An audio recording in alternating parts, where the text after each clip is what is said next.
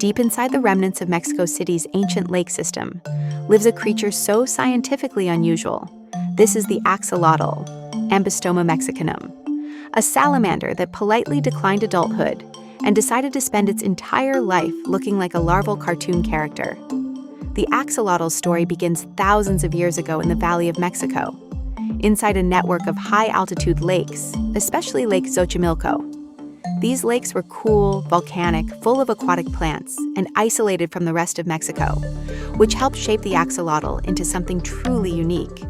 In Aztec mythology, the axolotl was believed to be the transformed form of Xolotl, the god of fire, lightning, and death. According to legend, Xolotl hid in the water to escape sacrifice and turned into an axolotl, explaining why this creature looks both strange and sacred. Axolotls are part of the mole salamander family, but unlike their respectable relatives who go through a normal amphibian metamorphosis, the axolotl just doesn't. Instead of transforming into a land-walking adult, it keeps its external gills, its finned tail, and its perpetually surprised baby expression forever. This isn't laziness, it's a developmental strategy called neoteny, where the organism reaches sexual maturity while still in its juvenile body plan. Why does this happen? A mix of evolutionary advantage and endocrine quirkiness. Historically, axolotls lived in cold, stable, high-altitude lakes, primarily Lake Xochimilco and formerly Lake Chalco. Cold water slows the thyroid axis that triggers metamorphosis in amphibians. In these conditions, it was safer and more efficient for axolotls to remain aquatic over generations. Natural selection favored individuals who simply skipped metamorphosis altogether.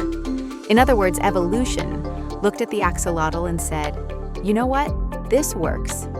And yet, here's the scientifically fun part. They can metamorphose under the right conditions. If given thyroid hormones such as thyroxine, T4, an axolotl can transform into a fully terrestrial salamander. This has been demonstrated repeatedly in controlled research settings. The resulting animal has lungs, reduced gills, a reorganized skin structure, and a drastically different lifestyle. However, in the wild, natural metamorphosis is extremely rare due to the lake environment and genetic tendencies toward neoteny. But the real superpower, the reason axolotls are the Beyoncé of developmental biology labs worldwide, is their astonishing regenerative ability.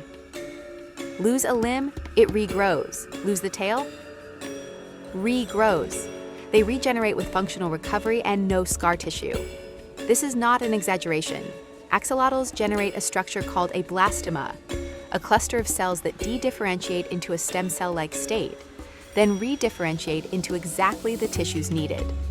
This precise patterning makes them a premier model for studying tissue regeneration, gene expression, limb patterning, and scarless healing. Because their genome is one of the largest of any animal ever sequenced, around 32 billion base pairs. Research has only recently accelerated thanks to advanced genetic tools.